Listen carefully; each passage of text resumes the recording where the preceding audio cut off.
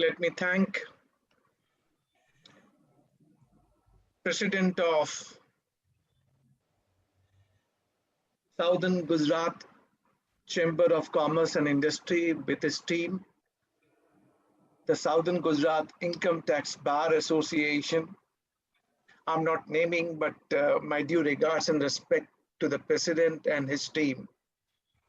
Southern Gujarat Commercial Tax and Bar Association, Chartered Accountant Association Surat, Society of Tax Analysis and Research,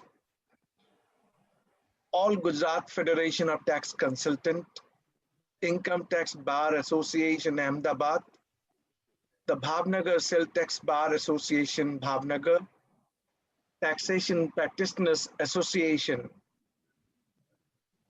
and thanking Anil Bhai Saha, Bharatji Saha, Avinash ji, who is my good and learned friend from Surat. So Surat, my love and affection only because of, once I got invited by Avinash Bhai, and thereafter Surat is again like my next lovable city where I used to come and enjoy whenever I visit the Surat.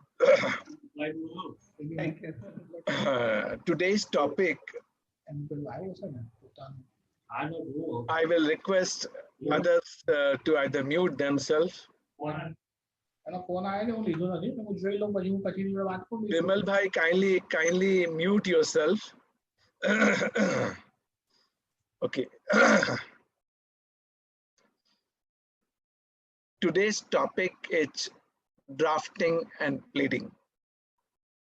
Topic is very good, and why this topic? Because I was listening to two speakers, Bharat Bhai and Avinash Bhai.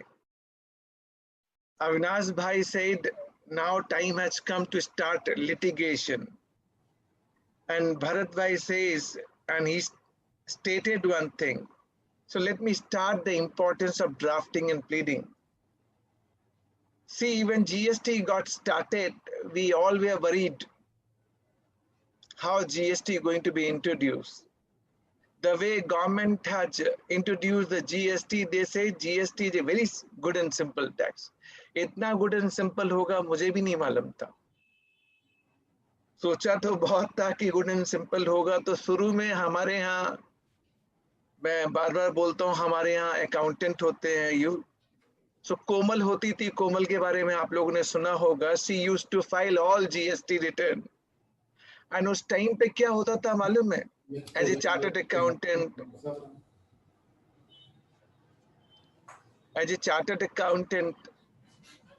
as a lawyer, हमारे office में जो नीचे का professional होते थे, सो हमारे यहाँ कोमल होती थी. कोमल का नाम तो आप सबने सुना हुआ है.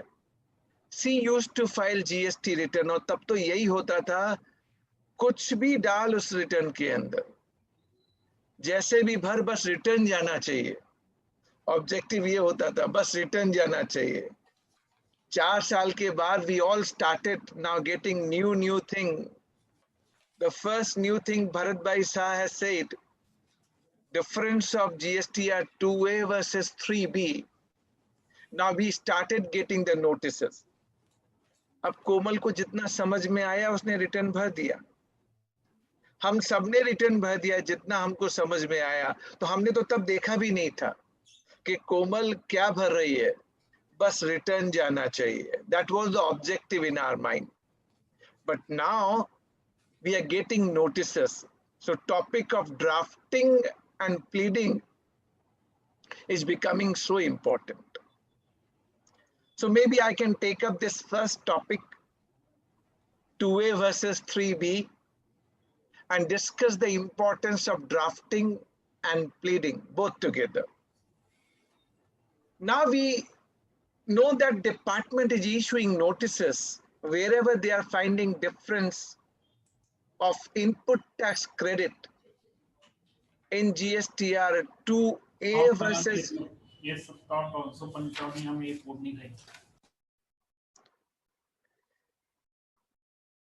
GSTR 2A versus GSTR 3B. And this is the practical problem pan-India. So what is there and what is therein? How you should be drafting and what you'd be pleading. If you look at these two terms, drafting and pleading, leave aside legal, metrology or articulation or legal jurisprudence.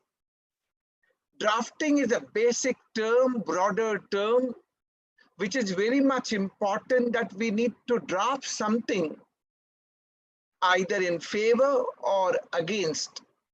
But while drafting in favor or against, we must have knowledge of fact of the case, background of the case, and then you must know the law provision.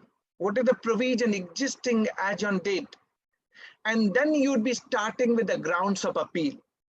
So grounds of appeal can go multiple way, and depending on the excellency and knowledge, you may argue a particular matter in a different way, though provision does not exist, though provision is existing both way. But looking at the pleading part, which is specialized part, but if you know how to plead a subject matter, then I'm sure you know what are the things need to be included when you're drafting a particular letter, reply, or appeal. So let me start with the first topic so that we can understand the importance. And starting with a case study. I will use Hindi-English mix. I'm sure you'd be liking that.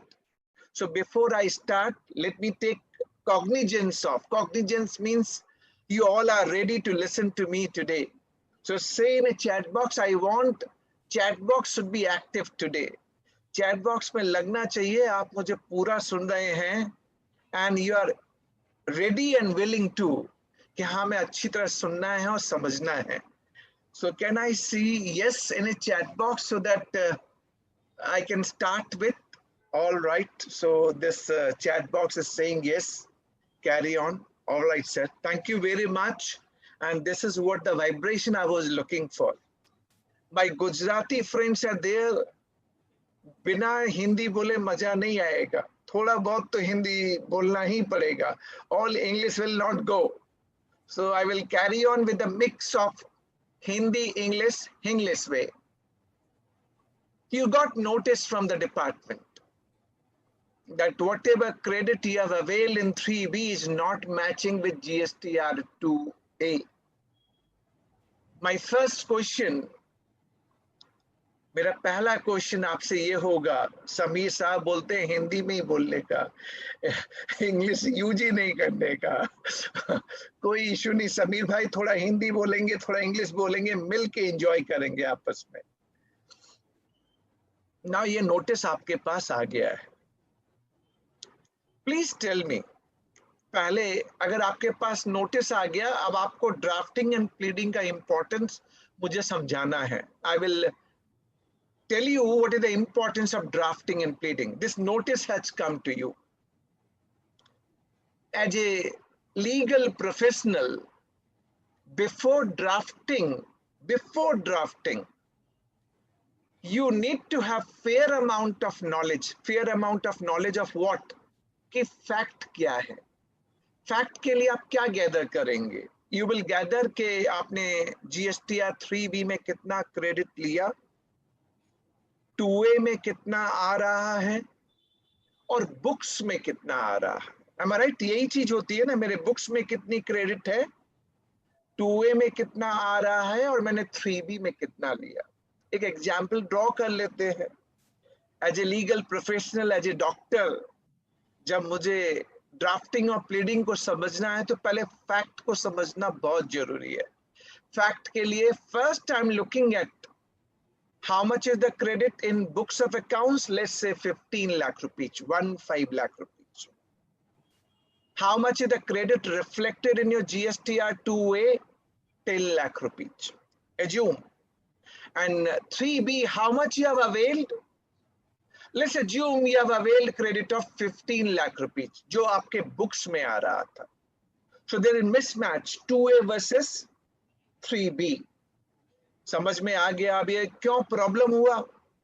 कोमल को तो इतना ही बताया था कि देख बच्चा, जो books में क्रेडिट आ जाए, क्योंकि जब 17-18 when we started with GST, पहले GSTR 2A नहीं था.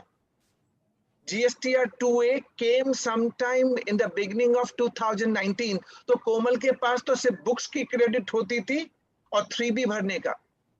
आपको मालूम है कि GSTR 2 and 3 is being done away, never introduced from July 2017.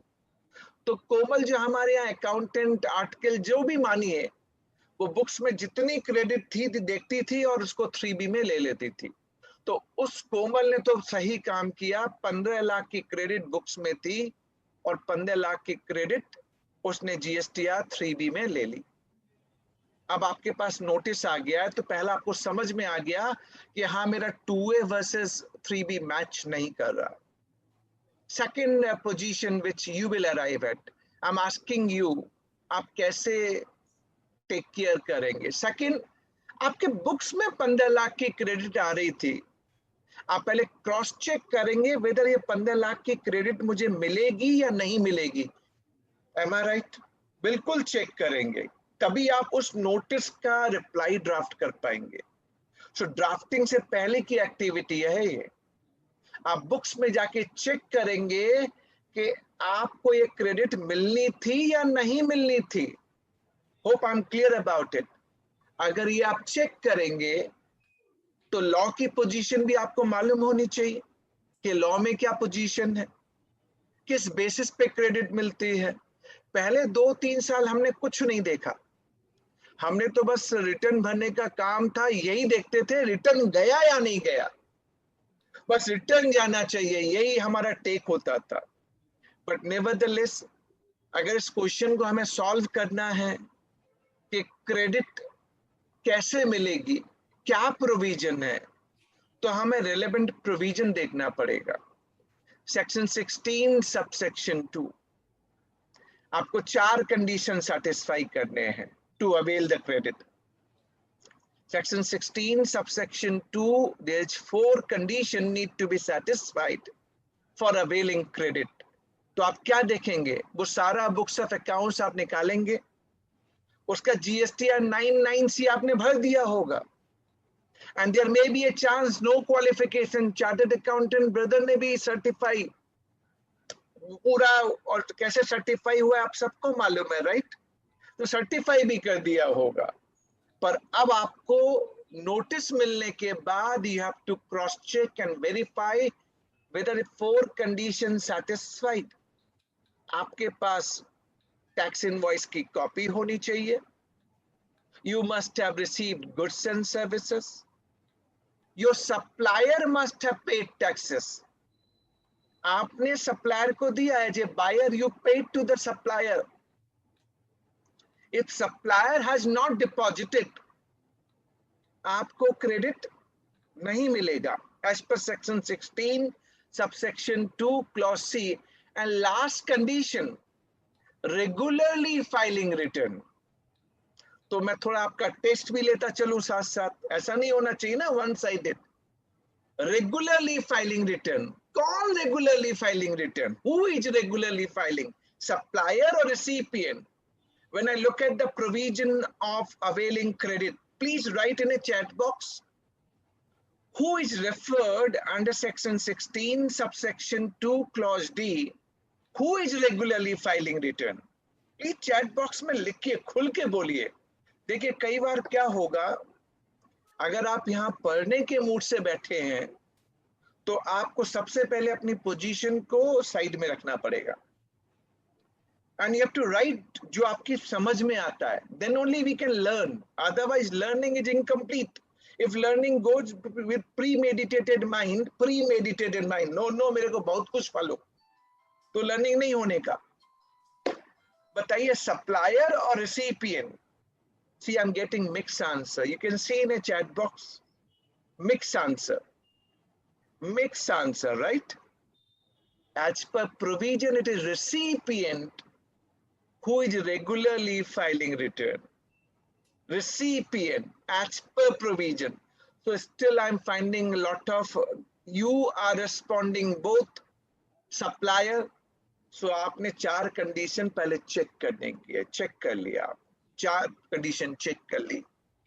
अब बिमल जैन आपकी जगह, मैं अपने आप को आपकी जगह पे रख देता हूं।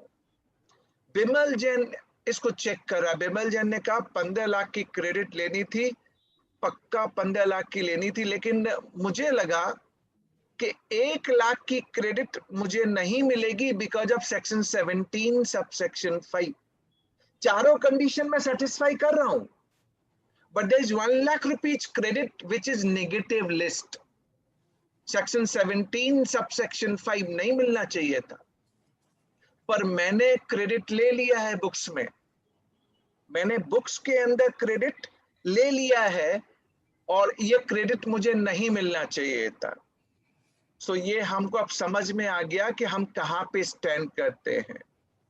अब आप ये भी कहेंगे सर जीएसटीआर 9(9)(c) भर गया, कोई क्वालिफिकेशन नहीं आया। सर सब उस टाइम पे क्या होता था मालूम है? डेटा लेने का, कंपाइल करने का, डालने का, रिटर्न जाना चाहिए। थीम ओनली दिस वाज, उस टाइम पे भी never get into the proper checking. Now the topic is drafting and pleading. Drafting cannot be done unless facts are clear to me. So सबसे पहले आपको फैक्ट क्लियर करना पड़ेगा।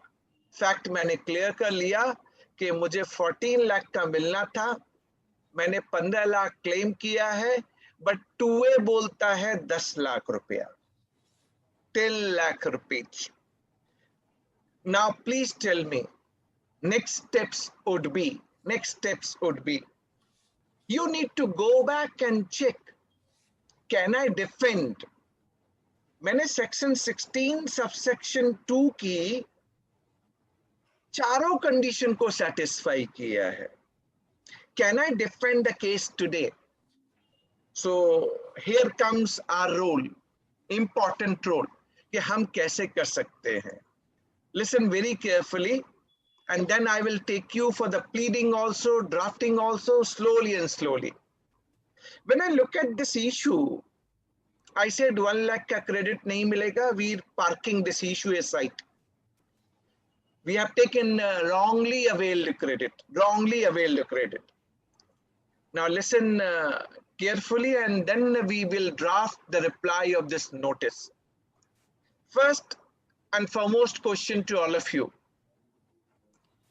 14 lakh rupees मुझे मिलना था, टूए बोलता है 10 lakh. Question is relevant. Is there any relevance of GSTR 2A for availing credit in GSTR 3B? कोई relevance है क्या? पहले आप इस legal point को satisfy कीजिए। Is there any relevance? Say yes or no in a chat box. Say yes or no in a chat box. Is there any relevance कि मेरे को 2A देखना पड़ेगा for availing credit? Write yes or no in a chat box. जो आपको समझ में आता है, whatever you want, you write in a chat box, but you must write. My only submission, you must write. So I'm getting some yes, I'm getting some no, mixed answer coming in a chat box, right? Let me tell you, if I'm drafting, so there's advocate Nirav Modi, he has given very good answer. Legally no, practically yes. So he's leaving no open nook and corners. He's saying सब कुछ मेरा, जीत भी मेरी, हार भी मेरी, सब कुछ मेरा. But nevertheless, all right. तो पहले लॉ की पोजीशन समझते हैं, लॉ की position. Bharat Bhai Shah is there. Bharat Bhai, are you there or you have you were just only Bharat Bhai, are you there or you left? उनका video of है, so I do not know whether he is there or not, but he raised this point. So Bharat Bhai नहीं दिखते हैं मेरे को, कोई issue नहीं. I'm going to tell you, first I will tell you from legal perspective. अब आप अपने अकाउंटेंट आर्टिकल उनसे एक्सपेक्ट नहीं कर सकते ये वाला answer, but those who are doing GST practice at length, at deeper level, they must be appreciating my point. Yes and no आया, कईयों ने डाला कि 2A देखना पड़ेगा, कईयों ने डाला नहीं देखना पड़ेगा. I'm of the view GSTR 2A मुझे देखने की कोई जरूरत नहीं है, कोई जरूरत नहीं है. There is no need to look at GSTR 2A. क्यों? मैं आपको 3 रीजन देता हूं. I am going to give you the 3 reason why it is not required. Reason number 1, पहले हम समझ लेते हैं चीजों को. मान लीजिए मैं सप्लायर हूं and you all are recipient buyer in Gujarat. If I have supplied goods from Delhi to Gujarat, it is interstate IGST leviable, no doubt. Am I right, Dipesh bhai? No doubt. Interstate. जब मैंने अपना GSTR 1 भरा दीपेश भाई, instead of your GSTN numbers, biased GSTN numbers, I have quoted GSTN number of some other party. आपके 2A में आएगा, आपके GSTR 2A में आएगा दीपेश भाई? हाँ या ना? यस. नहीं आएगा. अगर मैंने आपका GSTN नंबर नहीं डाला ना दीपेश भाई, आपके 2A में नहीं आएगा. आप लोगों को ये समझना पड़ेगा. अगर ये चीज ही क्लैरिटी नहीं होगी तो ड्राफ्टिंग वर्ड जो है वो ड्राफ्टिंग पे ही रह जाएगा. अगर मैंने आपका GSTN नंबर GSTR 1 में नहीं डाला या गलत डाल दिया तो जिसका गलत डाला है उसके 2A में चला जाएगा, आपके 2A में नहीं आएगा. जबकि आपके पास टैक्स इनवॉइस है, आपने गुड्स एंड सर्विसेज रिसीव भी किए हैं एंड मैंने टैक्स का पेमेंट भी किया है. मेरे से बस गलती इतनी हो गई, सप्लायर से गलती इतनी हो गई कि आपका GSTN नंबर डालने की बजाय पड़ोसी का डाल दिया. And you are regularly filing return, so 2A में नहीं आ रहा, क्रेडिट नहीं मिलेगा. Point number 1. पॉइंट नंबर 2, इसी के अंदर पहले ही पॉइंट पे अपन डिस्कस कर रहे हैं. सेकंड, दीपेश भाई आप ही से पूछता हूं, हमारी B2B सप्लाई थी, B2B, बट मैंने B2C कैप्चर कर लिया, B2C कैप्चर कर लिया. आपके 2A में दिखेगा दीपेश भाई? नहीं दिखेगा सर. नहीं दिखेगा, नहीं दिखेगा. गलती मेरी थी ना, सप्लायर की थी. यस. आपको तो क्रेडिट मिलना ही चाहिए, तो क्रेडिट नहीं मिलेगा क्या? मिलेगा नहीं. हाँ, अभी हम उसी को जस्टिफाई करना है. हमको उसी को 14 लाख को जस्टिफाई करना है, 14 लाख को जस्टिफाई करना है कि जो बुक्स में 14 लाख है वो मुझे मिलेगा. Am I right? Yes. Third situation in interstate sale थी. क्या तो चालू है.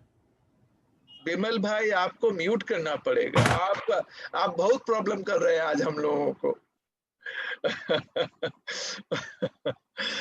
All right, listen. Interstate supply थी, राइट? IGST लगा था. मैंने इंटर का इनवॉइस भी आपको रेज किया, आपके पास इंटर का इनवॉइस भी है. Am I right? इंटर का इनवॉइस भी है, बट गलती से मैंने अगर इसको इंट्रा चढ़ा दिया, C plus daily SGST, C plus daily SGST, तो आपके 2A में दिखेगा क्या? आई एम आस्किंग यू. आप लोग भी चैट बॉक्स में बताइए, आपके 2A में दिखेगा? सी अगर इंट्रा डाल दिया ना और प्लेस ऑफ सप्लाई आपने गुजरात नहीं दिखाया, नहीं दिखेगा जी. आप लोग जाके देखिए, अगर प्लेस ऑफ सप्लाई, क्योंकि इंट्रा बोलते मैं दिल्ली दिखाऊंगा, वो GSTN बाबा जो है मना कर देते हैं, आपको दिखाएगा ही नहीं आपके टिन नंबर पे. Am I right?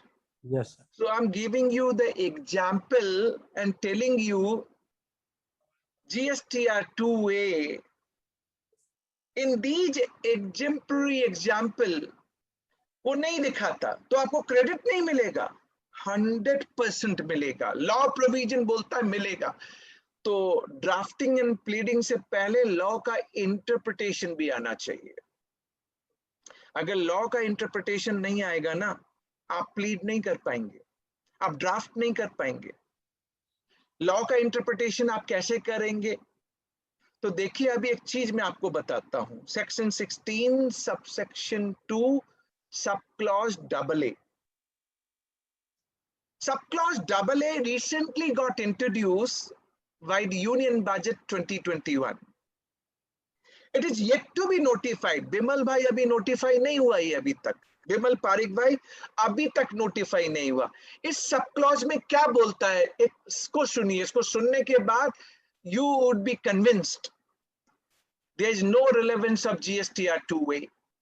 Listen, subclause AA says invoice or debit note on which you are availing credit, buyer is availing credit, that must be furnished by the supplier in GSTR 1. यानी मैं उसे अपने GSTR 1 में furnish करूंगा, अगर करूंगा तभी आपके 2A में आएगा। Am I right?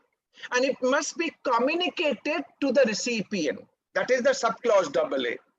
तो मेरे को जो लीगल इंटरप्रिटेशन समझ में आया, मेरे को ये समझ में आया कि सब क्लॉज AA अभी डाला है, प्रोस्पेक्टिव है, येट टू बी नोटिफाइड, अभी तक नोटिफाई नहीं हुआ। यानी 2A में जो दिखेगा उसके ऊपर मेरी क्रेडिट डिपेंडेंट है, ये तो अभी नोटिफाई होनी है। तो ये 2A और 2B है क्या? By way of rule. आपने रूल 60 को लिया और रूल 60 के अंदर जाके जो मन में आया आपने डाल दिया, प्रोविजन था ही नहीं, रूल आपने ड्राफ्ट कर दिया, मींस डिपार्टमेंट ने ड्राफ्ट कर दिया, and then you are saying 2A और 2B के ऊपर ही आपको क्रेडिट मिलेगा। Then my legal interpretation and which is being endorsed honourable Gujarat high court से ही अभी हुआ है, बाल्को लिमिटेड, डिपार्टमेंट ने नोटिस दे दिया, रिकवरी नोटिस बायर को कि पैसा जमा करो, वो 4 लाख का डिफरेंस, 14 लाख एंड 10 लाख, 4 लाख का डिफरेंस जमा करो आप। This taxpayer has pleaded before the court and saying, उन्होंने अपनी बात रखी, अपने रिट में ये पॉइंट डाले जो पॉइंट मैं अभी आपसे शेयर कर रहा हूं। And it is not like I am sharing now, 6 महीने पहले भी अगर आपने मुझे कभी सुना हो या आपने मेरा YouTube वीडियो देखा हो तो उसमें भी मैंने इस बात को कहा है 2A और 2B इज नॉट रिलेवेंट। अब मैं आपसे पूछता हूं एक बार के लिए, अगर section 16 subsection 2 sub clause AA which is yet to be notified because that is prospective clause, अगर हम उसको पढ़ ले कि मैं अपने GSTR 1 में डालूंगा तभी वो आपके 2A में आएगा, तो ये कंडीशन एक्ट की अभी नोटिफाई होनी है। अगर इस बात को मान लें तो by way of rule 2A 2B जो आपने इंप्लीमेंट किया, गवर्नमेंट ने जो इंप्लीमेंट किया, having any relevance, please tell me in chat box, having any relevance है या नहीं है? कोई रिलेवेंस है या नहीं है? Yes or no? You can write in a chat box. Not relevant. So the guy said legally no, practically yes. कुछ नहीं sir. There is no legally no, practically yes. नहीं तो नहीं, नहीं तो नहीं। अब देखिए एक और चीज कनेक्ट कर दूं इसके साथ, रूल 36 सब रूल 4, आप लोग को मालूम है ना, सबको मालूम है, रूल 36 सब रूल 4, और आप लोग को टेस्ट भी करूंगा कि आप लोग कितना जानते हैं, कितना समझते हैं प्रोविजन को after 4 years journey of GST। Am I right? All right, so Renuka Rathod, Renuka is one of the participants joining all my program. I know some of the attendees name because they are so frequent, they attend all my program, and she is writing that this law which is being introduced now making rule, so this rule is ultra vires 2A or 2B, am I right? Going beyond, see होता है पापा और बेटा, बेटा पापा से power draw करता है। उल्टा कभी नहीं होता कि रूल से act, legal jurisprudence act give the power to the rules for drafting. Rule cannot make any law by themselves. Am I right? This is the extended power beyond legislation, ultra vires. That's the point Renuka made, and this was the point I was making, but I was on rule 36 sub rule 4. Listen carefully. I want to test each one of you, और आप लोग को honestly reply करने का, तभी मजा आएगा। अगर आप लोग 1-1.5 घंटा enjoy करेंगे ना, तो you will love this presentation. No technical. I'm not giving any PowerPoint presentation, bombarding presentation, this blah blah blah. I'm not giving. I'm only telling drafting करने से पहले क्या करने का, फिर drafting करने का, फिर pleading करने का। Rule 36 sub rule 4 is what? Saying there would be capping of ITC pertaining to invoice or debit note which is not uploaded by your supplier. Am I right? Not uploaded. तो 5 लाख का upload नहीं किया था ना, 15 lakh books में था, 10 लाख रुपया 2A में आया, राइट? तो 5 लाख का अपलोड नहीं हुआ। Capping was initially 20% from 9th October 2019, reduced to 10% from 1st January 2020, reduced to 5% from 1st January 2021. So 5% का provision आज applicable है. And this 5% going to be calculated on eligible credit. Eligible credit coming in your GSTR 2A. Am I clear? तो अब rule 36 सब rule 4 को अभी मैं बताऊंगा कि I do not agree. This rule is again ultra bias. This rule is again ultra bias, but just to check your practical understanding.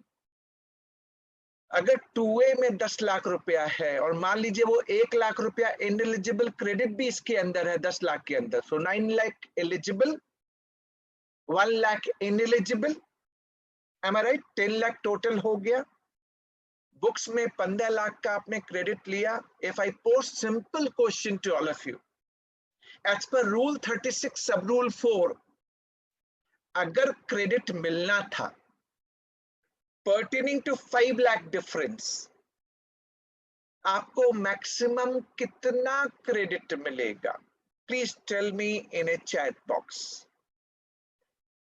Please tell me in a chat box कितना मिलेगा? So Bimal bhai is very fast now.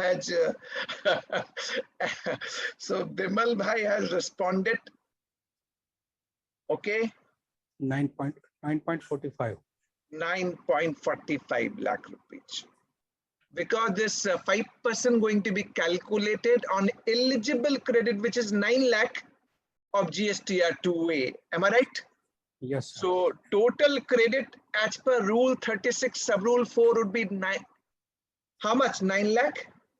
45,000. 1 lakh तो मिलेगा ही नहीं आपको। But अभी इसको park करते हैं, इसको साइड करते हैं, बट थीम पे आते हैं। रूल 36 सब रूल 4 का कोई रिलेवेंस है? अभी मैंने कह दिया ना कि 2A का कोई रिलेवेंस नहीं है। जब 2A का कोई रिलेवेंस नहीं है, then rule 36 sub rule 4 again ultra vires the provision, hence not relevant at all, and not relevant at all, please, not relevant. So I have concluded my first pointer कि देखिए 2A का 2B का no relevance। अब notice का आप reply कैसे करेंगे, right? अब ड्राफ्टिंग पे आना है अपने को। फैक्ट्स क्लियर हो गया, फैक्ट्स क्लियर हो गया, अब ड्राफ्टिंग पे आना है। I know what is the fact. Department is saying Bimal 5 lakh जमा करने का है, difference 15 lakh versus 10 lakh. Notice आ गया है मेरे पास। आपके पास 2 ऑप्शन है, 2 ऑप्शन। पहले डिसीजन लेने के लिए, क्लाइंट से बात करने का, क्लाइंट से पूछने का भाई क्या करने का है, ये 5 लाख का नोटिस आया, लिटिगेट करूं या क्या करने का? As a tax adviser, doctor, my advice to you, if it is work worth amount, work to file writ, because it is going beyond the question of law, and writ can be filed on a parameter when principle of natural justice violated, question of law, provision of the act is being violated, and you are not getting a speaking order. They are only saying Bimal 2A versus 3B nahi match karta, 5 lakh do. This is not speaking. They should tell me why this 5 lakh payable, under which provision. Tell me under which provision. Can you say wrong availment? तो कोई मुझसे बोल रहा था 73-74. 73-74. So you all know 73-74. 73 is the non-fraud cases and 74 is the fraud cases. 74 में क्या बोलता है? Fraud, willful misstatement and suppression of fact. सबसे पहले नोटिस अगर आपके पास आएगा ना, वो 74 को इन्वोक करते हैं, 73 को कभी इन्वोक नहीं करते. पहले 74 पहले ही समझ लेते हैं बिमल इज ए चोर, फ्रॉड है, सप्रेशन किया हुआ है, विलफुल मिसस्टेटमेंट है. Sorry to say that. Way the fraud. मैंने 15 लाख का क्रेडिट लिया, 1 लाख का मुझे नहीं मिलना था, जिसको अभी मैं थोड़ी देर बाद जस्टिफाई करूंगा. 4 लाख का तो मुझे मिलना था ना, as per the provision. They're not giving me speaking order and then giving me notice, recovery notice, alleging 74 fraud cases, totally against. So we have to create a background. I will create a background. So मैंने notice को जब पढ़ा तो मैंने client से बात की. So this is a position which I'm explaining you for the drafting and pleading. I asked client, भाई क्या करने का है? बोले बिमल जी उधर रिट में जाएंगे तो yes, I know that I can get a relief, but it is having cost going for the writ. But I'm a small timer, small taxpayer. I do not want to get into such mud. But help me out with a better way, best way. As a doctor, I advised him, which I'm advising you all. मैंने क्या उससे बोला मालूम है? एक काम करते हैं, ये 4 लाख रुपया जो डिफरेंस हमने लिया ना, हम पे करते हैं DRC 03 से. क्रेडिट से ही पे करेंगे, कैश में पे नहीं करेंगे. वही क्रेडिट है जिसको पे करेंगे जो लिया मैंने. Under protest, I use the term under protest. I will not acknowledge this liability. I will say under protest. Tax registered person मेरे से पूछा, बिमल जी ऐसा क्यों कर रहे हैं आप? मैंने कहा बॉस आपका 4 लाख रुपया बचाने का है मेरे को. अभी मैं 4 लाख अंडर प्रोटेस्ट जमा कराता हूं और रिप्लाई जब दूंगा तो मैं बोलूंगा कि 2A का कोई रिलेवेंस नहीं है. I will cite the provision जो अभी बिमल जी ने बताया. I will cite everything one by one, and at last I will say to buy peace of mind I'm paying this 4 lakh by DRC 03 but under protest and keeping option open for the litigation. Why option open for litigation? मुझे मालूम है बिमल जी नहीं और भी कई लोग हैं जो अभी जाएंगे. Balco limited, Gujarat high court, Madras high court in the case of DY Bethel Enterprises. कई चीजें चालू हो चुकी है. And I'm sure, damn sure I'm telling you. देखिए आप और मैं डेफिनेटली इस पॉइंट को आर्ग्यू कर सकते हैं. जब मैंने 4 कंडीशन सेटिस्फाई कर दी और 5वीं कंडीशन 2A वाली अभी आनी है, can anyone go beyond the law? They can't, and I'm sure it will come in our favor, in my humble submission, in my humble opinion. तो मैंने प्रोटेस्ट में जमा करवा दिया. होपफुली कल मेरे फेवर में जजमेंट आएगा. क्या होगा? I have my right to claim refund if I paid under protest. अगर मैंने एक्सेप्ट कर लिया लाइबिलिटी तो गॉन, फिर तो गॉन. तो आपको ये ना ड्राफ्टिंग में मालूम पड़ेगा ना प्लीडिंग में मालूम पड़ेगा। ये आपको सबसे पहले के काम है, before drafting. Now to conclude this subject matter, you must have a framework. I used to tell my office, whenever मेरी टीम कभी भी कोई नोटिस का रिप्लाई बनाती है ना, तो मैं उनसे क्या बोलता हूं, जो मैं आज आपको बता रहा हूं। आप लोग मेरी बात ध्यान से सुनिए। जब भी नोटिस आए ना, सबसे पहले पेपर और पेन लीजिए। I am telling you what I normally do. सबसे पहले आप ये बनाने की कोशिश कीजिए कि मेरा जो फैक्ट है वो फैक्ट क्या है। 10 lakh, 15 lakh, get it cross checked and verified by yourself. आप क्लाइंट से बोलिए कि भैया मेरे को ये सारा चीज इस पैरामीटर पे चेक करके बता दो। कल नहीं होने का, कल ये नहीं मालूम पड़ना चाहिए कि ऑडिट आया तो ऑडिट में मालूम पड़ गया कि ये तो आपको मिलेगा ही नहीं। तो चेक करवा लीजिए। चेक करवाने के बाद then your role start. Look at the law, what is the law provision as on date, what is the law which is talking about on this relevant point. So I refer the law also. Then look at the legal jurisprudence. कोई judgment है इस तरीके का जो आपको help कर सकता है। Find out those judgment, note down those judgment, and then start drafting. And when you start drafting, keep your mind cool and calm. First, write down the facts.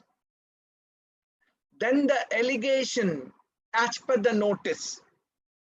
Then start your defense, which is ground of appeal, which is ground against the allegation made.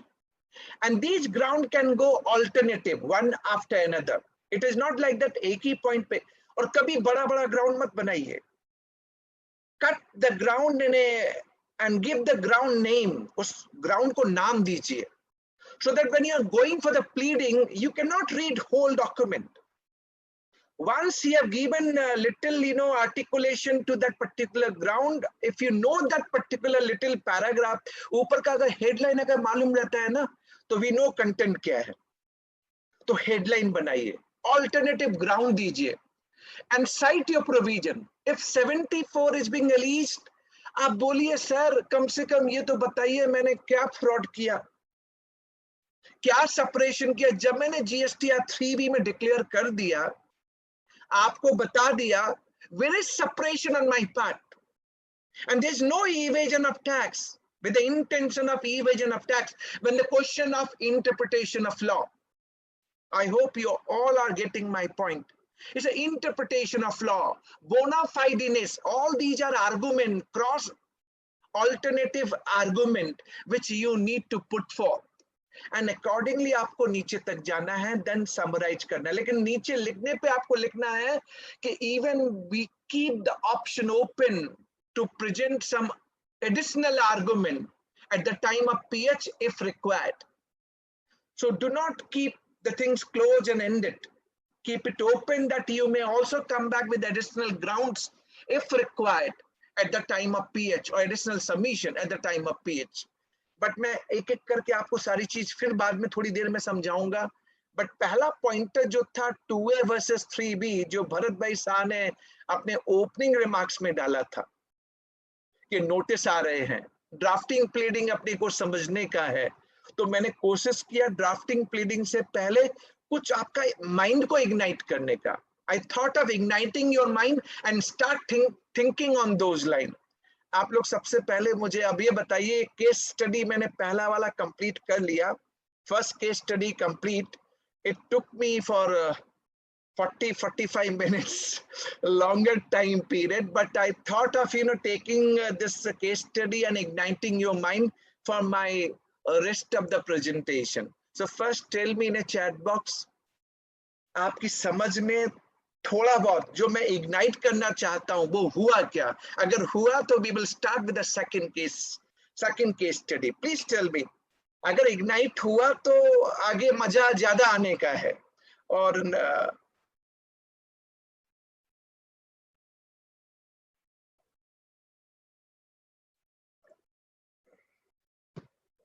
all right, thank you very much, thank you very much। All right, thank you very much. For second point, so Bimal bhai, मजा आ रहा है? All right. Second case study. Now I will divide my pointers for drafting and pleading what you should know and how to defend.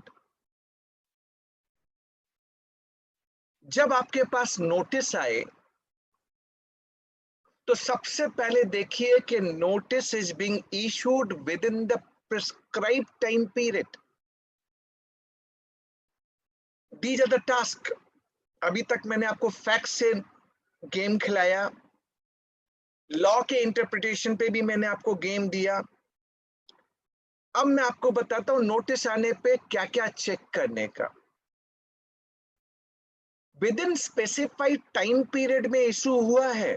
अगर within specified time period में नहीं है ना, then it is null and void. There is no provision. So आपको वो period देखना था. Period देखने के लिए थोड़ा पीरियड का प्रोविजन भी देख लेते हैं. There are two provision, 73, 74. And 73 says, आप लोग, मैं स्लो बोलूंगा बट ध्यान से नोट कीजिएगा. 73 is a non fraud case. वो बोलता है कि 73 में अगर ऑर्डर पास होना है, ऑर्डर, नोटिस अभी बताऊंगा आपको, with in 3 years from the due date of filing annual return, furnishing annual return. 3 साल कब से? Due date for furnishing annual return. तो सो कॉज नोटिस कब इश्यू होना है? At least 3 months before. At least 3 months before passing the order under section 73. यानी 3 महीने पहले, 3 साल का पीरियड ऑर्डर के लिए, और notice at least 3 months before. Am I clear?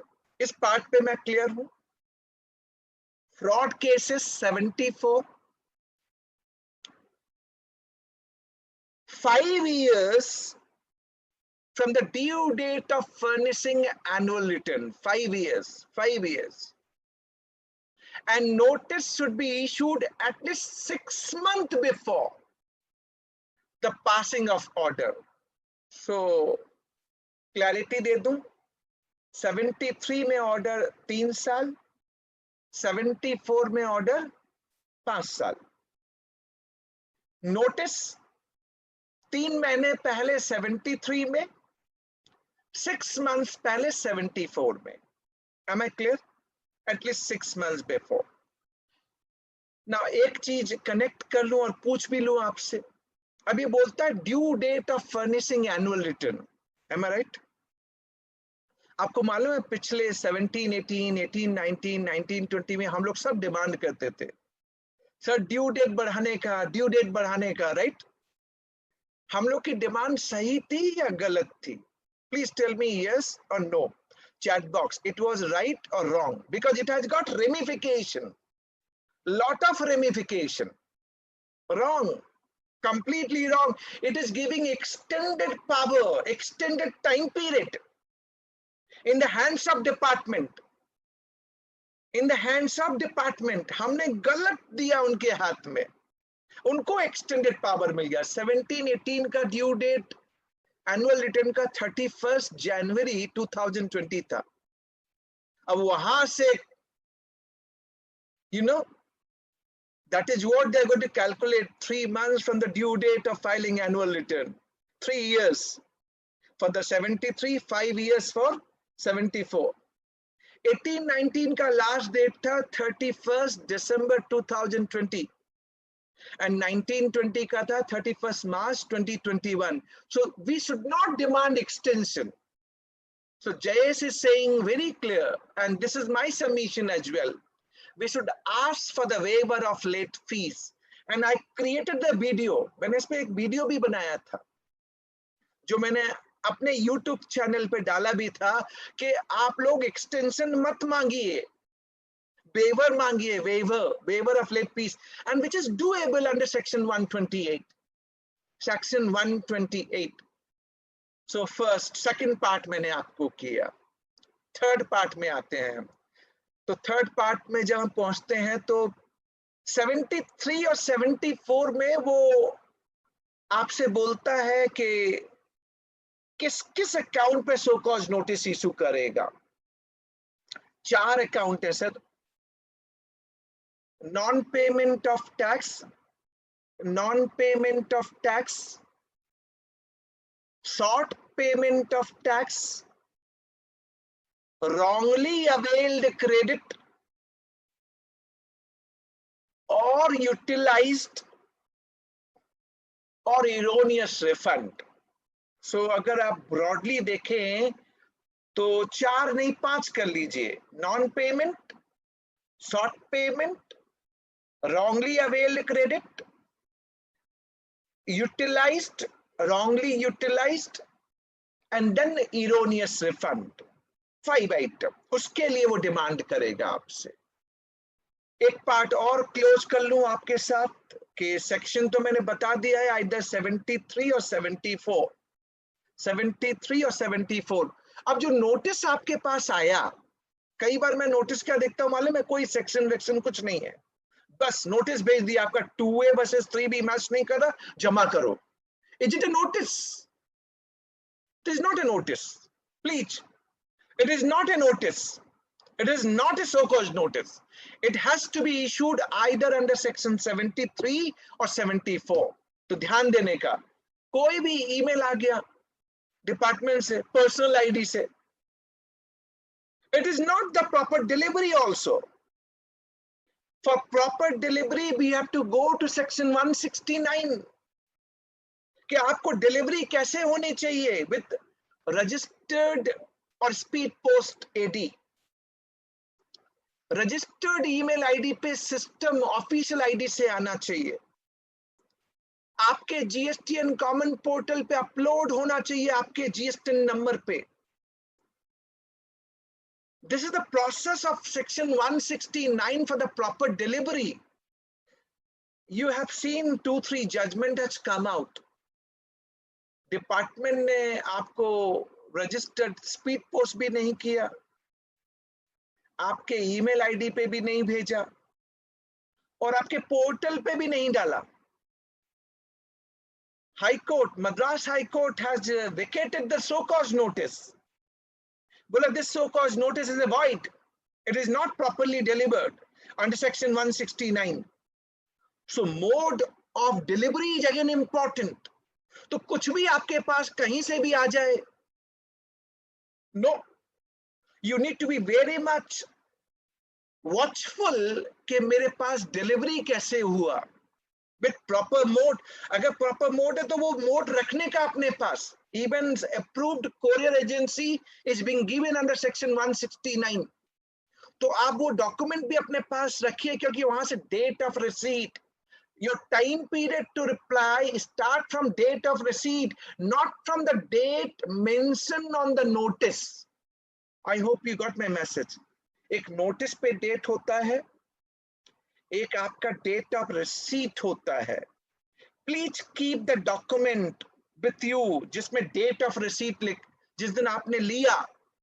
All calculation time limit will start from date of receipt, not from the date mentioned on the document. I hope I'm clear about it. Am I clear? Am I clear? Okay, चलिए आप इस part को समझ गए. एक part और आपके साथ करता हूं. I said non-payment, and this is again the case study. थोड़ा सा इंटरेस्टिंग आपका बनेगा, आपको मजा भी आएगा इसलिए. What is the meaning of non-payment and short payment? समझना पड़ेगा ना. और अभी मैं आपको वो 1 लाख का डिफरेंस का अभी मैटर सॉल्व करके नहीं आया. 1 लाख का जो आप गलत क्रेडिट लेके बैठे थे, अभी भी मैंने पाक कर रखा है, तो बताऊंगा मैं आपको कि उसका क्या करने का, कैसे करने का. What is the non-payment? Non-payment का मतलब क्या है, या शॉर्ट पेमेंट का मतलब क्या है? Non-payment का मतलब होता है कि आई एम लायबल टू पे but I have not paid. That is what normally I understand, right? Normally we understand. And short payment means I'm liable to pay 100 rupees, but I paid 50 rupees. So short paid to the extent of 50 rupees. अब एक चीज मुझे बताइए, and I'm taking you to one of the judgment of Jharkhand High Court, and very good judgment. मान लीजिए आपको 100 रुपया जमा करने का था.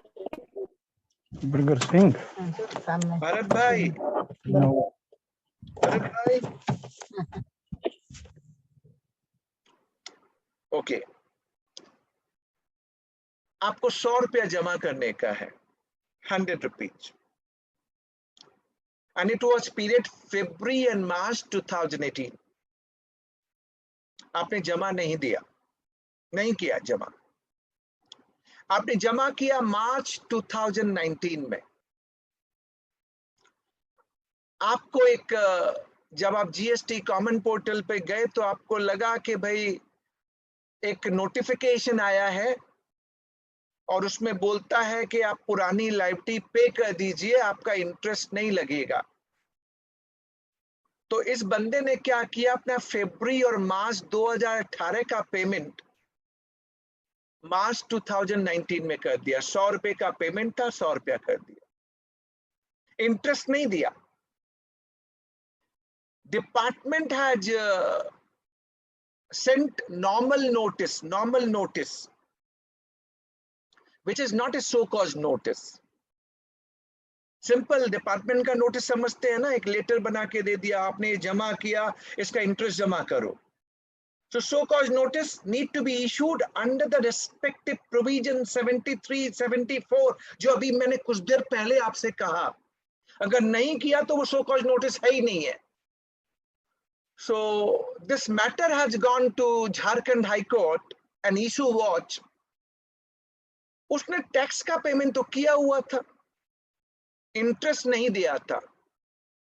Question is whether department can recover interest without issuance of so-called notice. And so-called notice means 73 or 74. वो सादा कागज पे टिंग टोंग करके नहीं चलेगा, नहीं चलेगा. And recovery proceedings initiated without issuance of so-called notice. Please tell me in a chat box whether department can demand interest. Tax तो दे दिया, तो अब आपके लिए 2 पॉइंट बहुत इंटरेस्ट हो जाएगा कि इंटरेस्ट के लिए भी सो कॉल्ड नोटिस देना पड़ेगा क्या. Maybe this thought process might come to your mind. So I am just asking whether department can recover interest without issuance of so called notice. Please tell me. My only simple first question, whether department can recover interest without issuance of so called notice. Please tell me in a chat box, yes or no. Yes or no. Never, never. So your answer is no. There's one or two guy, Jagdish Vyas is saying yes. Otherwise I'm getting answer as a no. And my answer to all of you is no recovery, no interest can be recovered without issuance of so-called notice. और court ने क्या कहा मालूम है? आप लोग ध्यान से सुनिए कोर्ट ने क्या कहा. कोर्ट ने कहा ये फरवरी और मार्च 2018 की लायबिलिटी थी, उसकी ड्यू डेट ऑफ पेमेंट निकल गई.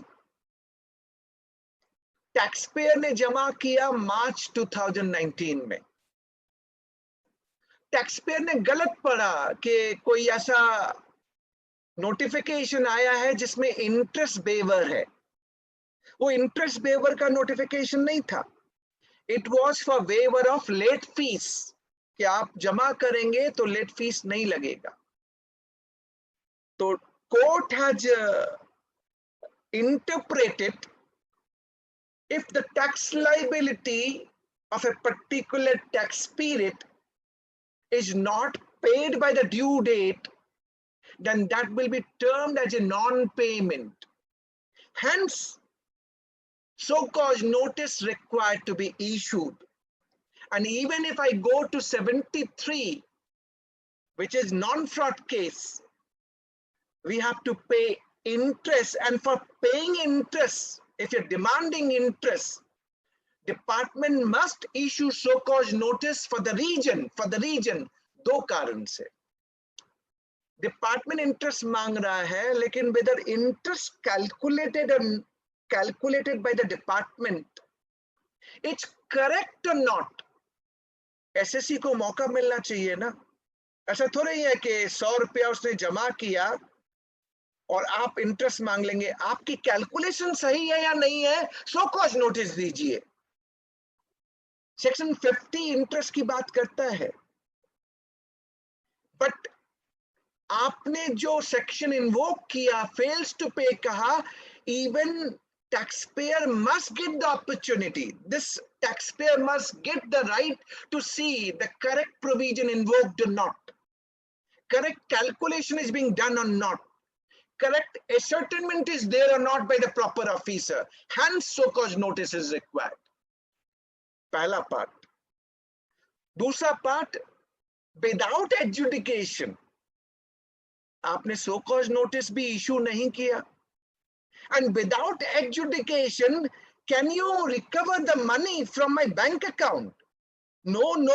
So-called notice, उसके बाद adjudication, order pass कीजिए. And after passing the order, 3 months, only after 3 months from the passing of order, recovery proceedings can be initiated under section 78. So 78 बोलता है notice पे recovery नहीं हो सकता। जब आप ऑर्डर पास कर देंगे उसके 3 महीने बाद, so after 3 months time period from passing of order, then only recovery proceedings can be initiated. Hence, recovery which is demanded by the department got vacated because they have not issued so-called notice, and recovery proceedings held as a violated as per the provision of GST Act. This was in the case of Mahadev Construction, Jharkhand High Court judgment. Mahadev Construction, Jharkhand High Court judgment. तो मैं summarize करूं आपको। अभी मैंने कुछ देर पहले आपसे कहा, फिर रिपीट कर रहा हूं for summarization. You must check कि आपका so cause notice किस सेक्शन में इशू हुआ है, 73 या 74 होना चाहिए। 74 आप डिफेंड कीजिए, but section to be invoked. अगर प्लेन पेपर, ईमेल पे आपसे मांगते हैं, डरने का नहीं, नो रिप्लाई, छोड़ दीजिए। पर्सनल आईडी से आपके पास आता है, छोड़ दीजिए, सो जाइए। डिपार्टमेंट का क्या है मालूम है? एक चीज मैं आपको आज लाइटर नोट पे बताता हूँ। लाइटर नोट पे उनके पास डेटा आया, लाइटर नोट पे डेटा आया, वो लोग क्या करते हैं मालूम है? बोले 100 लोग आए, भेज दे, 100 को भेज दे। क्यों भेज दे मालूम है? 20 तो वापस आएंगे। And they will start requesting, putting request, sir, and then you know department में कि उधर में यू आर अवेयर ऑफ, घबराने का नहीं सर। ड्राफ्टिंग एंड प्लीडिंग के लिए we must have strong vibration and confidence, factually, lawfully. Am I clear to all of you?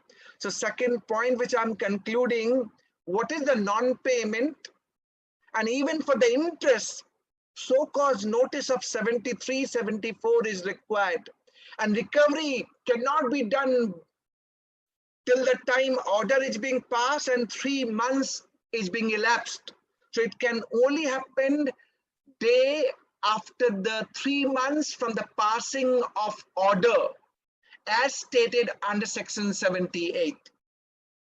Am I clear to all? एक बार चैट बॉक्स में आप लोग मुझे बता दीजिए कि हाँ ये वाला पार्ट जो मैंने आपसे कहा, it is going fine. Tell me in a chat box, yes it is going fine. Yes बोलने का है तो मुझे लगेगा कि हाँ it's all going to the mindset. All right, thank you very much. Thank you very much.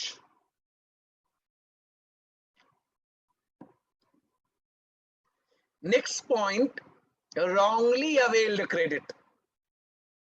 वो आपको एग्जाम्पल लिया था ना मैंने, 1 लाख का क्रेडिट रॉन्ग था उधर। कोई समीर साहा है, बोलते हैं common notice mail receive from department without name of SSC और registered number, then it is a proper notice. सिर्फ समीर साहा जी पूछते हैं, मैं आप सबसे पूछता हूं, आप सब आंसर दीजिएगा चैट बॉक्स में। आज समीर साहा जी को हमको बताना है, जोर जोर से बताना है। कॉमन मैं पूछूं उसके पहले आंसर आना चालू। So it is not a proper notice, no way, it is not a proper notice. आपको तो रिप्लाई नहीं करने का। मैंने अभी आपको क्या समझाया, डिपार्टमेंट का काम है वो भेजने का, 20 लोगों को बुलाने का और 10 लोगों के साथ negotiation. We have to be tactful handling such cases. It's not a proper notice. Sameer bhai Sahaji, am I clear? Now since Bimal Parekh ji ने एक पॉइंट डाल दिया तो मैं भी बोलूं आपसे। डाल दिया तो मुझे बोलना बनता था, मेरे पॉइंटर पे था, पर बिमल भाई ने अभी डाल दिया। CGST, central GST department. Bimal भाई आपको भी थोड़ा करेक्ट कर देता हूं इधर में। सेंट्रल ने बोला, सेंट्रल ने circular number 122 and 128 dated 128 dated is 23rd December 2019। कब से आया?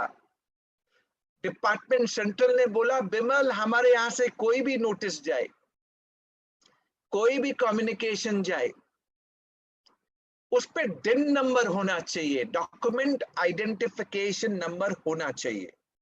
अगर वो नहीं है ना, that notice is null and void. Null and void, that is not a proper notice. आपको रिप्लाई नहीं करने का, रिप्लाई नहीं। But this is being issued by central government, CGST। State में क्या डिन नंबर इशू वाला कोई सर्कुलर इशू हुआ है? प्लीज टेल मी, गुजरात में हुआ है आपके? गुजरात में if SGST is issuing any notice, कहाँ रहा one nation one tax? It's a myth, it's a myth. One nation, Bimal भाई आपने तो बोल दिया डिन नंबर, समीर भाई ने तो बोला नहीं था कि सेंट्रल ने भेजा या स्टेट ने भेजा, तो मुझे बोलना पड़ा भैया सेंट्रल में डिन का इशू है, पर स्टेट वाला भी ड्रामा करता है। स्टेट वाले ने ऐसा सर्कुलर अभी इशू नहीं किया। So I hope I'm clear on this point. It is not a proper notice. Let me come back on wrong availment of credit. Wrong availment of credit. 1 lakh रुपए का आपने क्रेडिट रॉन्ग अवेल किया। अब ये notice आया, आपको मालूम पड़ेगा कि 1 लाख का यार अपन गलत लिए हैं ना। गलत लिए तो रिवर्स तो करना पड़ेगा, आज नहीं तो कल रिवर्स तो मानना पड़ेगा। इनएलिजिबल क्रेडिट है, 17 सबसेक्शन 5 का नहीं मिलेगा। आप रिवर्स करते हैं आज की डेट में, but you have got enough credit balance जिससे आप ये आर्ग्यू कर सकते हैं कि इस जो गलत क्रेडिट को मैंने लिया इसको कभी यूटिलाइज नहीं किया। I am repeating my question once again for clarity sake. I have availed wrong credit on self-realization, on self-ascertainment। जब मुझे मालूम पड़ा तो I'm reversing this credit and I've got enough credit balance with me so as I can demonstrate and litigate that I have not utilized this credit. With the interest is to be paid on reversal of this wrong credit. Please tell me in the chat box whether interest is to be paid. I'm seeing the chat box. There's one guy, Sur Singh ji ने कहा yes. Kashyap Gandhi ji कहते हैं yes, interest लगेगा। If not utilize, Rajesh Parmar ji बोलते हैं नहीं लगेगा। एक और है, उनने कहा लगेगा। संदीप भाई है, उनने कहा लगेगा। रितेश पटेल है, लगेगा। बुरहान है, उनने कहा लगेगा। Listen carefully, listen very carefully. एक और एग्जाम्पल लेता हूं जिससे आपको समझ में आए। मान लीजिए मैंने अपना ट्रेन वन, अभी एक क्लाइंट मेरे पास आया, उसने अपना ट्रेन वन भरा, ट्रेन वन। उसको 1 करोड़ रुपए का क्रेडिट मिलने का था, 1 करोड़ रुपए का। जब वो ट्रेन वन भर रहा था तो हम लोग का जीएसटीएन पोर्टल के बारे में तो आपको मालूम है ना, हमारा वो जीएसटीएन बाबा ना देख सकता है, ना सुन सकता है, ना बोल सकता है। जब वो ट्रेन वन भर रहा था बेचारा, सो एक तो दिन में तो कोई रिटर्न जाता ही नहीं है, दिन में कोई रिटर्न नहीं जाता बिमल भाई, बड़ा मुश्किल है, सारी चीज रात को ही जाती है। तो रात को जब वो भर रहा था तो 1 करोड़ भरने का है, तो उसे समझ में नहीं आया कि 1 करोड़ ले रहा है कि नहीं ले रहा है। एक जीरो और चढ़ा दिया उसने, और जब जीरो चढ़ा दिया तो 1 करोड़ का 10 करोड़ बन गया और सबमिट एंड फाइल हो गया, सबमिट एंड फाइल। अब उसको देखा, यार ये तो 10 करोड़ हो गया 1 करोड़ की जगह। अब 10 करोड़ की क्रेडिट तो उसको मिलेगी नहीं। तो एक दो चीजें आपको बताता हूं। जब उसको समझ में आया, समझ में कब आया मालूम है? जब 1 साल बीत चुका मान लीजिए, या तभी समझ में आया। तो एक हमारे पास टिकट है, टिकट। आप लोग जीएसटी करते तो टिकट के बारे में आपने सुना होगा।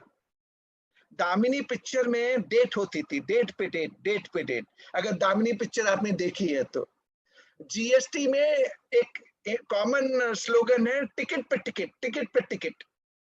मतलब आपका कोई गलती हो जाए तो डिपार्टमेंट के पास जाइए, बोलिए सर ये गलती हो गया, इसको ठीक करने का है।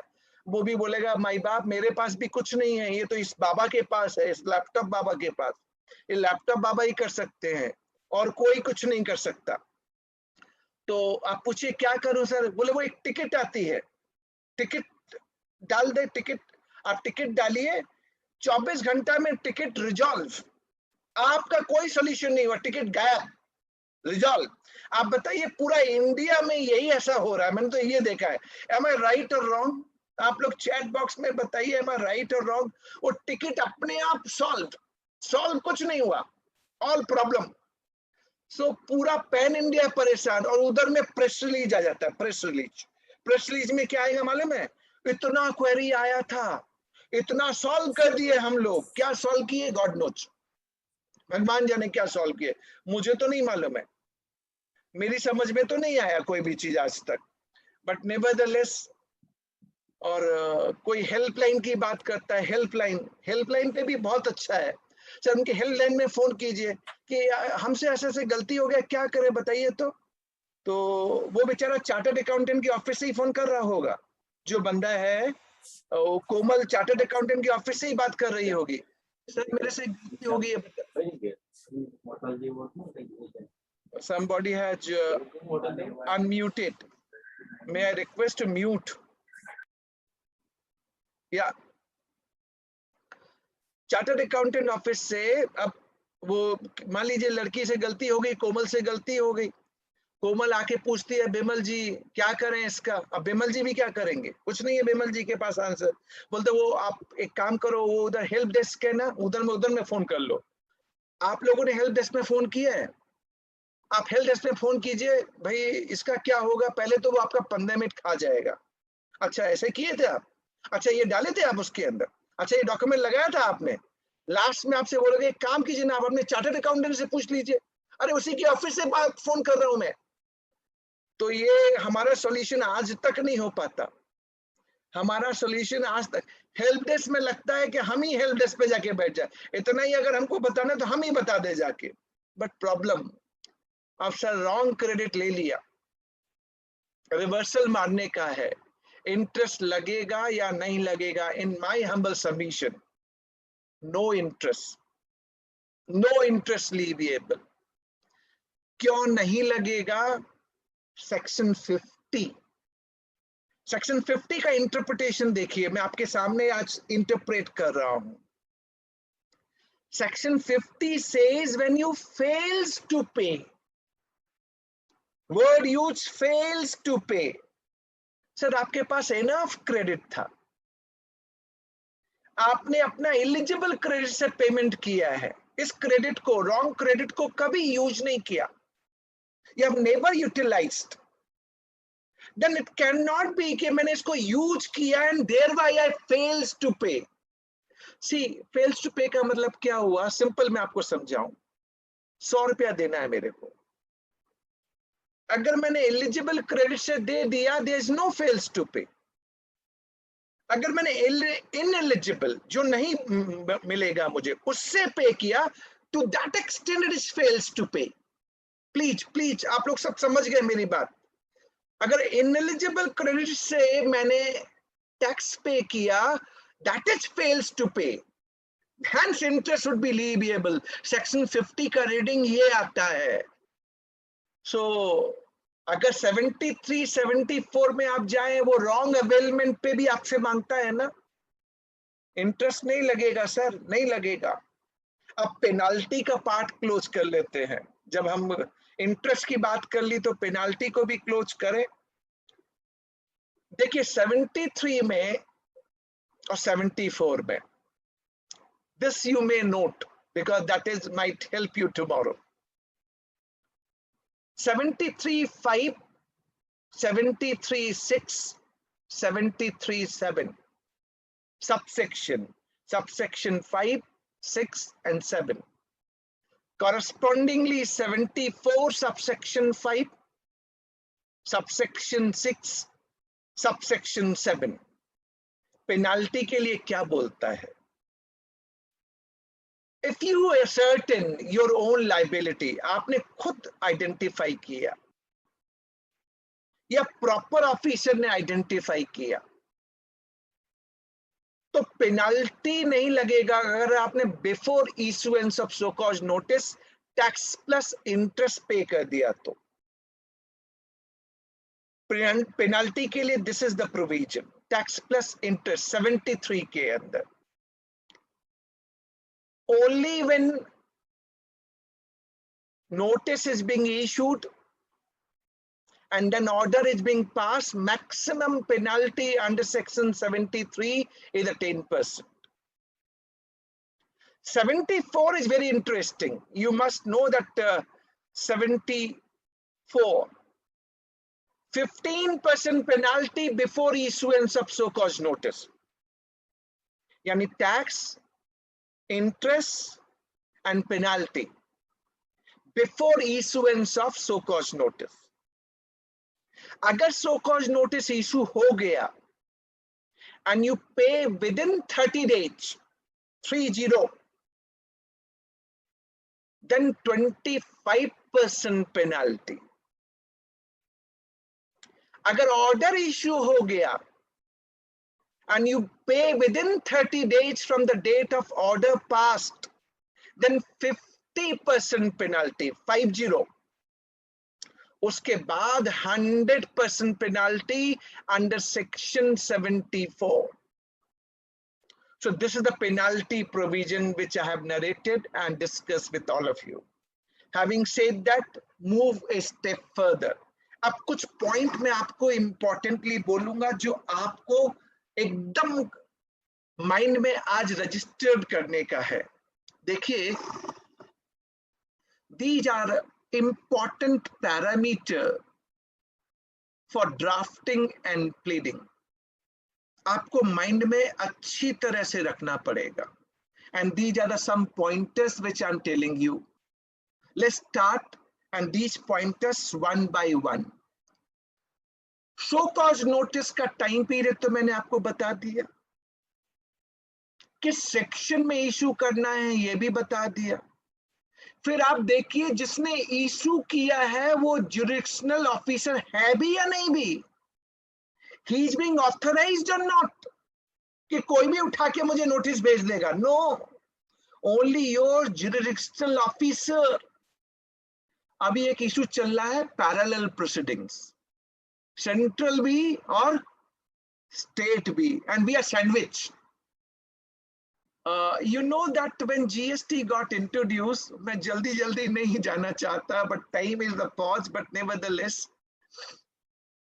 when GST got introduced, government has clarified जो 1.5 करोड़ से नीचे होंगे 90% स्टेट के पास जाएंगे, 10% सेंट्रल के पास जाएंगे, बोला था इन लोगों ने. और जो मोर देन 1.5 करोड़ होंगे वो 50-50 डिवाइड हो जाएंगे. तो आप अपने अगर GST नंबर डालेंगे, देखेंगे, आपको मालूम है आपका कौन जुरिडिक्शनल ऑफिसर है, आपको मालूम है कौन है. पर अभी व्हाट वी आर फाइंडिंग, एक ही मैटर के ऊपर सेंट्रल भी आ जाता है, स्टेट भी आ जाता है. कई बार सेंट्रल से दो अथॉरिटी, एक एंटी इवेजन अलग आता है, DGGI अलग आता है. So parallel proceedings is going on. Section 3 से लेके section 6 of CGST Act, important jurisdictional officers, and sections 6 subsection 2 clause B is very important. Udhar that provision says that state should not initiate any action on any subject matter which is being investigated by central, vice versa. Means अगर central करता है तो state नहीं जाएगा, state करता है तो central नहीं जाएगा, on same subject matter. But what we are finding, you know, and you must be experiencing pan India, you can tell me in a chat box, state भी आ रहा है, सेंट्रल भी आ रहा है. And in one of my client case I am telling you, पहले state ने investigation चालू किया, स्टेट ने मुझे क्लीन चिट दे दिया, बिमल भाई कोई दिक्कत नहीं, आपका कोई टैक्स लायबिलिटी नहीं है, नो प्रॉब्लम. उधर उसके बाद DGGI आता है, and then they are saying Bimal ji वही दिखाइए जो स्टेट देख के गया था. And then they have confirmed and issued a so-cause notice on same subject matter for which state has given clean chit to me. मैं क्या करूंगा? I've gone to Punjab and Haryana High Court. I said, my lord, it's the same subject matter. One authority has investigated, inquired at length. Now, can it be taken up by central, which was already investigated? Notice is being issued to the revenue. I know that divergent judgments are coming out, but still, if you can see your fact position clearly, you will get more clarity how to deal with that. Am I clear to all? Am I clear to all? All right, there's some Sushil Kumar Kabra ji. Payment not made to supplier 180 days proviso to section 16 subsection 2. Issue is raised in GST audit for interest payment for not reversal and late payment. So maybe we have to hold back. Let me finish my topic first. This is a different issue. So I will request Sushil Kumar Kabra ji. I'm going to do one program for ICAI on 22nd of this month. 22nd of this month, July, which is unresolved issue in ITC and way forward. So maybe you can join that program. Let me carry on with today's topic, drafting and pleading. So first I said jurisdictional. Am I clear to all? So jurisdictional part is clear to all. Please tell me in a chat box, yes. At least say in a chat box, yes, this jurisdictional part is clear. Next important one. And I'm sure you will find this point which I'm deliberating now is a new point for all of you.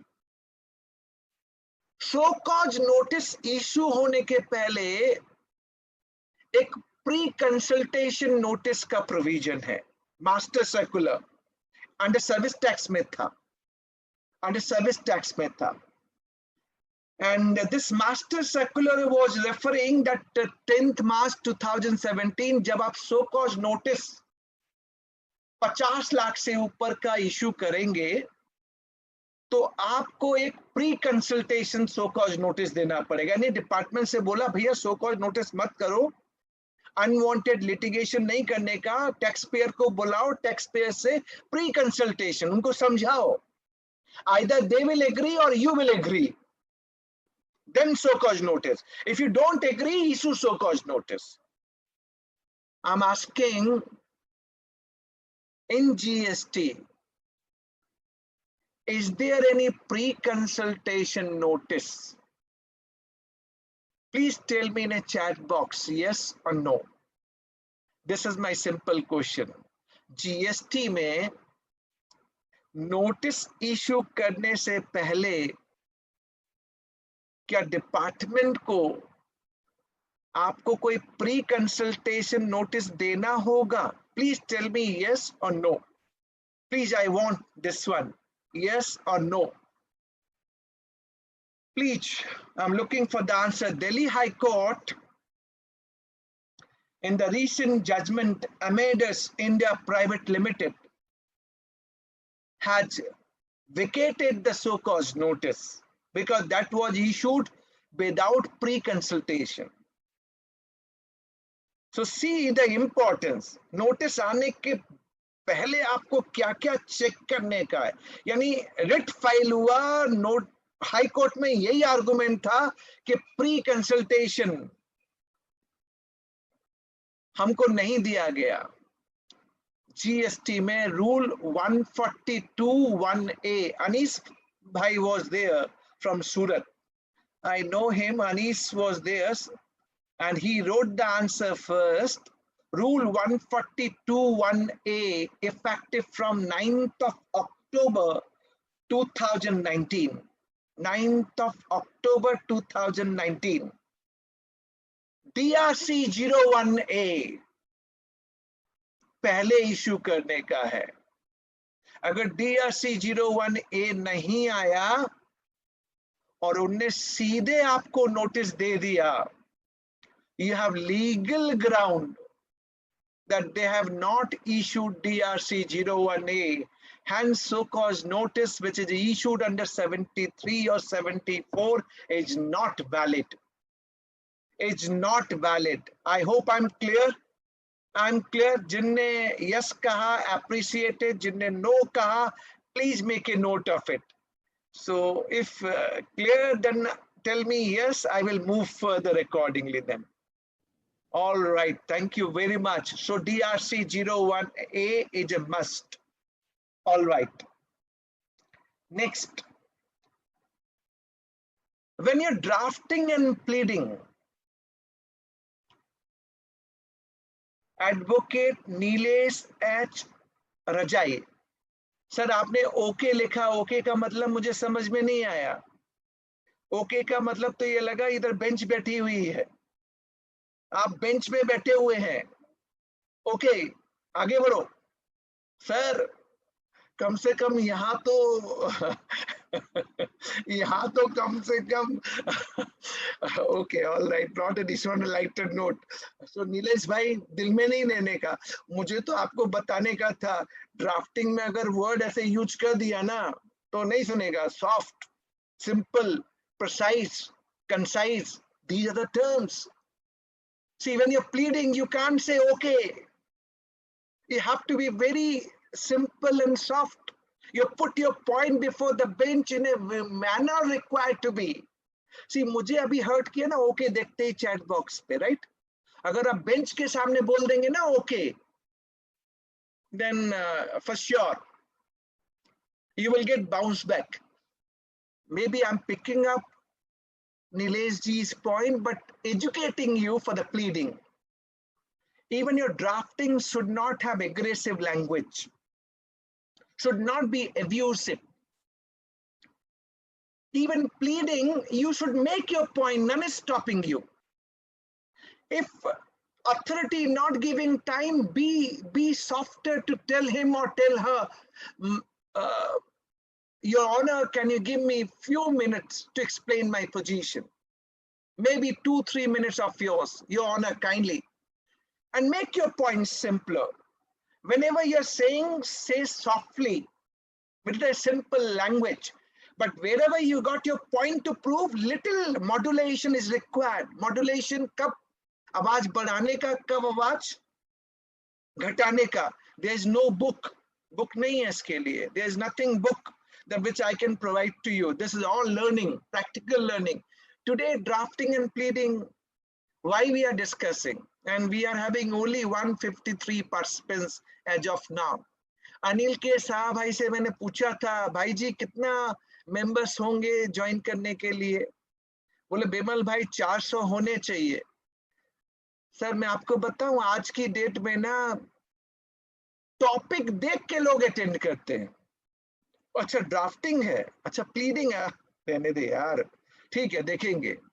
But who knows that drafting and pleading we are going to enjoy like this today? We are enjoying like anything in drafting and pleading, though it is a theoretical matter, but enjoying with a practical marriage. So theory got married with the practical and we all are enjoying. So maybe one comment of Nilesh Bhai, but I'm making it so lucid that जैसे ही आपने okay लिखा, मैंने आपको एक drafting and pleading का part भी समझा दिया. So that is how we are enjoying today. So nothing 101 to anyone. Am I clear to all? Okay, next. You need to look at show cause notice. And when you look at show cause notice, find out the allegation made. Fact. आपको revert करना है wherever fact is wrong. Wherever fact is wrong, rebut. Tell specifically, sir, आपने गलत लिखा है. Give your substantiation. And whenever allegation made, allegation wise your defense. Sir, this point my this answer, this point my this answer. And that defense can be two-way. One, factually supported, and second, legally supported. Legally supported by way of legal provision, by way of legal jurisprudence. अब ऐसा नहीं है कि legal jurisprudence आपको GST में लेके आने का है. No. You can go and look at the parallel कहीं पे simultaneous income tax में, custom में, entry tax में, but on the theme, principle of natural justice is same in everywhere. तो मुझे GST में देखना ऐसा नहीं है. I can cite any Supreme Court judgment, but relevancy. अगर GST का है तो GST लेने में मजा ज्यादा है. Always GST का तो GST का साइट कीजिए सबसे पहले. अगर GST नहीं मिलता, go and see at par provision, pre GST में जाइए. Indirect tax, excise, service tax, VAT, entry tax. Same उसमें judgment search करने की कोशिश कीजिए. So there's a way to look at research. Research is again an art. You need to pay time and devote your time. आपको topic कोई भी judgement कैसे भी साइट कर दिया, नहीं सर हेड नोट पढ़ के नहीं होगा. आपने जजमेंट का हेड नोट पढ़ा और साइट कर दिया. 10 जजमेंट साइट करने से बेटर है 2 जजमेंट साइट कीजिए. पर जो साइट कीजिए वो आपके फैक्ट, आपके मैटर से रिलेटेड होना चाहिए. Closely related, that will help you rather than citing 10 other judgment. That will not help. No way, it will not help at all. So I told you, you need to see the allegation made in show cause notice. So tomorrow it will always help. That order cannot go beyond the show cause notice. Agar order beyond the show cause notice hai, it is held ultra vires. You can cite number of judgment and there's subtle legal jurisprudence. Coming to different aspect, there are so many legal maxims which is applicable and you can apply for your benefit and advantage. Like lex non cogit ad impossibilia. You cannot compel a person to do something which is impossible For section 16, subsection 2, clause C, time is the pause, so I'm not discussing, but I thought of giving one case study on one subject matter, but time is the less. Section 16, subsection 2, clause C. If supplier has not paid the taxes, defaulted, you cannot compel recipient to deny credit. I have made the video. You can go to my YouTube channel, subscribe to my YouTube channel and watch those videos. Twitter, LinkedIn, Facebook, all are free. You will get those content free for GST knowledge. Aapko milega. You can enjoy those content. Coming to listen to other person, audi ultram partemi, means other person must get opportunity of being heard. I got case studies, but time is the pause. I cannot go beyond. I got my other occupancy as well. PH is very important. E-blocking. They are blocking the e-credit ledger. Rule 86A. Unilaterally. It is ultra vires. Believe me, ultra vires. They can't do that. 75 subsection 4 talking about whenever any adverse order is being passed, they must give me opportunity of being heard. And three time I can seek an adjournment as per the law, as per the law. Now, whenever there is non-speaking order, always you can debate and dispute. Non-speaking orders should be set aside, should not be considered. You should look at the law provision, interpretation, look at the procedural lapses. Sometimes procedural lapses comes into the picture. So procedural lapses cannot take away my substantive right. They're settled jurisprudence. So maybe you can look on those aspects, but GST, you may have number of issues coming from chargeability. पहले supply है या नहीं है? Supply होगा तभी तो GST लगेगा. जब नोटिस इशू करने से थोड़ी हो जाएगा. Look at the chargeability. Look at the rate applicable. Sanitizer किसी ने स्टार्ट किया था. Sanitizer versus medicament. 12% versus 18%. ये कब ड्राफ्ट कर पाएंगे आप? कब प्लीड कर पाएंगे आप? जब when you know the backup of law provision. Otherwise नहीं होने का सर. नहीं होने का. And there's no ready-made book. There's no ready-made book. Please believe me. Next, classification. किस classification में लेके जाने का है? So much of dispute. But you must know the background of classification. So this drafting and pleading not complete. Even one topic will take hell lot of time for the basic understanding. Then time of supply, value of supply, place of supply. You may have number of things coming from different perspective, different provision. ITC, input tax credit. Tomorrow I'm going to deliberate on fake invoice and fake ITC for one of the largest CP study circle of India, which is Borivali from Maharashtra. The largest CP study circle, fake invoice, fake credit for 2 hours. And it is topic like this, believe me, 2 hours. What I thought today, the topic was theory and theoretical. I've seen that 150 odd participants attended from the beginning and they're still continuing with me. They are still sitting and listening to me. That shows topic theory था, but जैसे हमने practical के साथ उसकी शादी की ना, हमको थ्योरी भी अच्छी लगने लगी, हमको थ्योरी भी समझ में आने लगी. यस यार, बाकी these are the point we must consider, and it require proper nurturing. There is one way. Drafting में मैं जाऊं गूगल पे, I will find 10 words, this, and start deliberating. कुछ मजा नहीं आएगा सर. विमल भाई, विमल पारिक भाई, कुछ मजा नहीं आएगा. आएगा क्या? नहीं आएगा. कब मजा आएगा मालूम है? जब आप उस टॉपिक को अपने हिसाब से सोचना स्टार्ट करते हैं. सी, मैं इधर से बोलता जाऊं, नहीं मजा आएगा जब तक आप उसको फील नहीं करते inside. When you did not feel inside, so my task was, सबसे पहले मुझे आपके अंदर इन करना था, कि सबसे पहले मैं आपके अंदर इन कर जाऊं. I feel I am fortunate enough I could get inside of you. मैंने आपके अंदर वो थोड़ी सी आग तो जला दी है आज, थोड़ी सी आग, बहुत बड़ी आग तो नहीं जलाई है, थोड़ी सी आग जला दी है.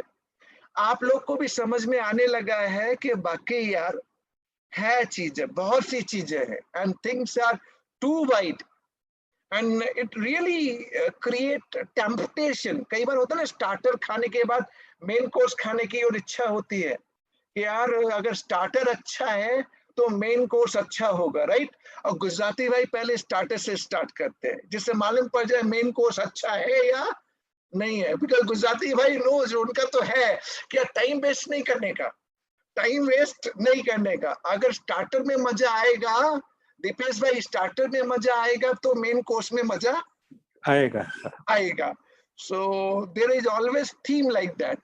So time is the thoughts. I've touched 6 o'clock, which I was supposed to, but from my side, I want to make 2 points only.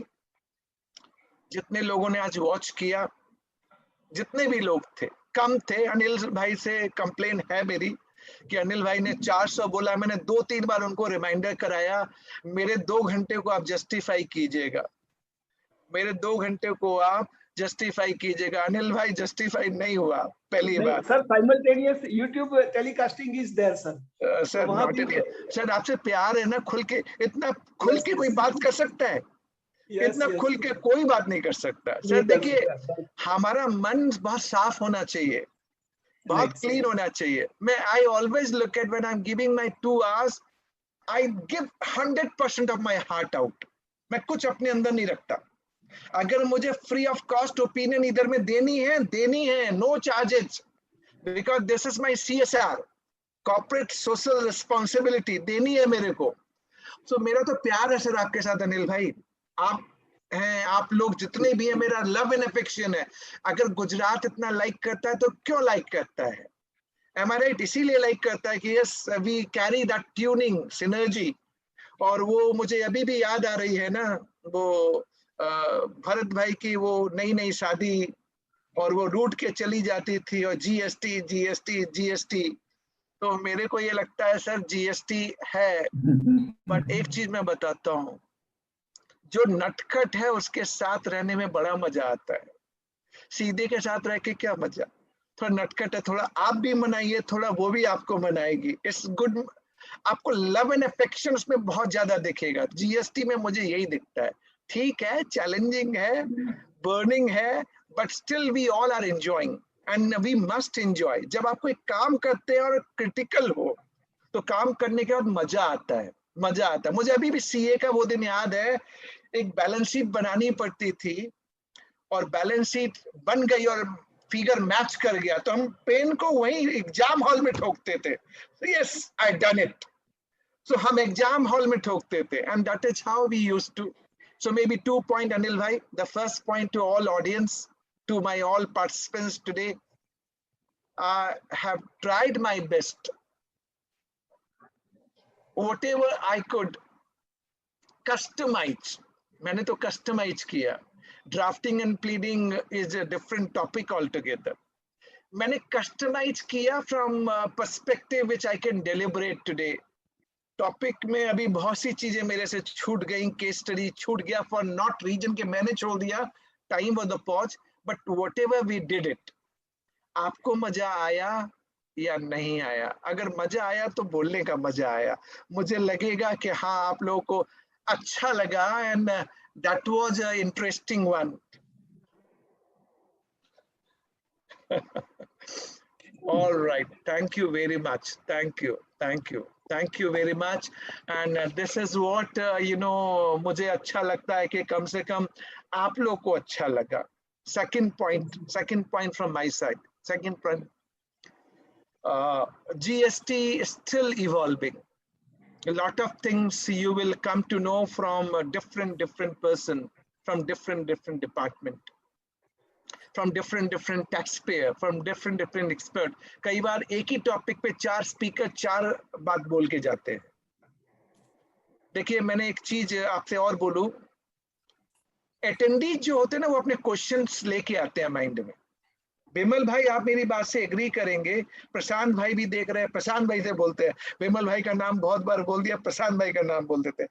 प्रशांत भाई कई बार ना प्रोग्राम जब होता है ना तो अटेंडीज जो आते हैं अपने क्वेश्चन लेके आते हैं। Yes. और उनको उसका आंसर भी मालूम होता है, उन्हें एक आंसर अपने माइंड में बना रखा होता है।